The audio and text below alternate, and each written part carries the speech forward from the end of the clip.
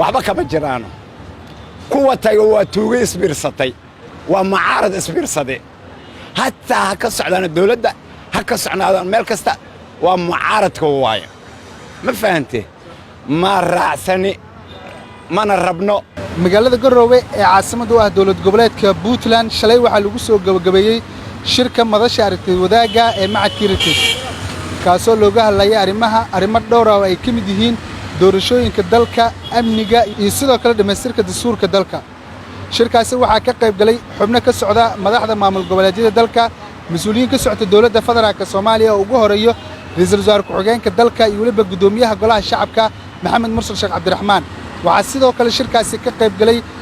madaxda musharaxiinta u hanqaltaagaya xilka madaxweynaha Soomaaliya ee 2021 shirkaasi oo la soo gabagabeeyay ayaa looga hadlay arrimaha amniga qaranka iyo dhamaystirka nidaamka federaalka iyo sidoo kale dhamaystirka dastuurka dalka haddaba qaar ka mid ah shacabka ku nool magaalada Muqdisho oo aan la dhax qaadnay muuqbaahiyaha 5TV ayaan wax ka weydiinay qodobadii laga soo saaray shirkaasi siday u arkaan iyagoona qaarkood ay sheegeen in Garowe waxyaabihii lagu qabtay ahaayeen waxyaabo qaldan loona baahnaa in shirkaasi hadiiba la qabanayo lagu qabto gudaha magaalada Muqdisho Garowe horta su'aal adiga aan kugu soo celinayo waxa waay Garowe xagee laga xukumaa Muqdisho kismaayaa inta xagee laga xukumaa Muqdisho baydhabo xagee laga xukumaa Muqdisho hiiraan Muqdisho laga xukumaa waxa Garowe loo tagay waa been iyo kadib waay waxbana kama jiraano annaga waxaan nahay liibaaneesha lagu liibaanay magaceena sumcadeena dhiigeena intaas way gateen mucaaradka runtii markaan kaaga hadlo Garowe madda Garowe waxba kama soo baxayo tuuga iskugu tagtay waxba kama jiraano kuwa taga waa tuuga isbiirsatay waa mucaarad isbiirsaday hatta ha ka socdaan dawladda ha ka socnaadaan meel kasta waa mucaaradka waaye ma fahantay ma raacsani mana rabno wixii Garowe ku shireen ayaga jeebkooda ku hadleen mana u baahna annaga dhamaantood waxaan ugu baaqayaan kaaga waramaa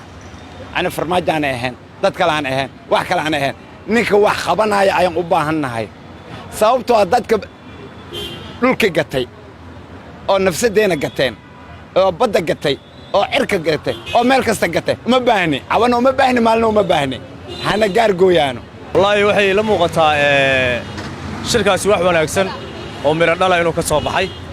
oo ay isku afgarteen dad badan oo kala fogaa mabda'oodu kala fogaa oo isu soo dhawaaday magaalada hadii jar waxaan ka maqalnaa guddi uu magacaabay madaxweyne Farmaajo oo doorashooyinka horta wax la isku qabsaday meesha ma yaalaan Xasan Sheekh Maxamuud isaguba uu hore u soo magacaabay guddigaasi waana u madax banaanaa cid kula qabsatana ma jirin Farmaajona KU joogay ma garatay sidaa ay tahay isagoo wixii guddigii magacaabay oo la sameeyay yaa haddana loo guuleystaa doorashadii marka madaxweyne Farmaajo xaq buu leeyahay isaguna inuu soo magacaabo yaa lagu meeraysanin meelo dhow meelo sokeeya lagu meeraysan anu waxaan u arkaa badbaadada dalka Soomaaliyeed iyo dawladnimada in la raaco wixii dawladdu magacaawday nin walibana uu calafkiisa halka ku qaado shirka waxa ka qayb galay mas'uuliyiin ka socota dawladda Soomaaliya arrinteeda inay u tagaan ima boqonimo maxaa yeelay waa niman burcad ah waa niman aan dal rabin waa niman aan diin rabin waa niman aan dad rabin inay ka qayb galaan dawladdu ku beelgaar in dadka qayb geliso ma ilaahay ma igu noqoto horta shirkan hadda qodobbo fiican ka soo baxeen laakiin haddii aad caana dhaaya ee hadda aad weel gacanta aad ku haysatiin ee gacanta kalena liindhanaan aad ku haystid way adag tahay si aad u kala celisid ina caana oo dhaayana gacantan aad ku haysatid gacantan kalena aad ku haysatid liin aad ku haysatid way adag tahay sida macnaha aad ma garatay waxay u baahan tahay go'aano geesinimo leh u baahan tahay in labadan shay la kala qaadaa taariikhda ummadda xusi doonto waddankan wuxuu u baahan tahay geesiyaal iyo dad hal adeega ee taariikh fiican record inaad dhigo intaas sii noolahays waa wax yar laakiin jiilka dambe Soomaaliga inaad taariikh fiican aad ugu tagto tiraahdo oo la yiraahdo waxaan hebelaa sameeyay waa wax muhiim sharaf ay ku tahay Soomaalida sharaf u tahay adigana sharaf ay ku noqon hatta haddii ifka ka tagtid oo aad ay tagtid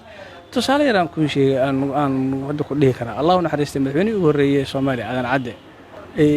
go'aanka geesinimada oo qaata dimuqraadnimada markii xilka looga qaaday si dimuqraadnimada waxa xafiiska ugu tagay waana ninka kaliya Afrikaanka ah ee si dimuqraadnimada xafiiska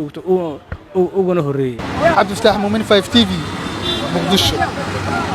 Premier Wallet waa application cusub oo uu ku keenay Premier Bank faa'iidooyinka Premier Wallet waxaa kamid ah waad iska diiwaangelin kartaa adigoo jooga goobtaada dadkaan account-ka ku lahayn bangiga Premier waa ay iska diiwaangelin karaan Premier Wallet dukaamada iyo ganacsiyada kala duwan ayaad wax uga iibsan kartaa lacagaha waxbarashada caafimaadka korontada ayaad ku bixin kartaa lacag ayaad u diri kartaa qof kale laguguna soo diri karaa si fudud account-kaaga iyo Mastercard-kaaga Premier Bank ayaad ku xiran kartaa kana maamulan kartaa lacag ayaad ka dalban kartaa asxaabtaada ama waad ogolaan kartaa lacag laga soo dalbaday dhaqdhaqaaqa lacagahaagana waad kala socon kartaa ganacsiyadu waxa ay leeyihiin ab u gaar ah oo ay kala socon karaan xogta lacag bixinta macaamiishooda inta ay in ka badanba ka hel abka Premier Wallet oo kala soo deg hadda Play Store-ka ama App Store-ka Premier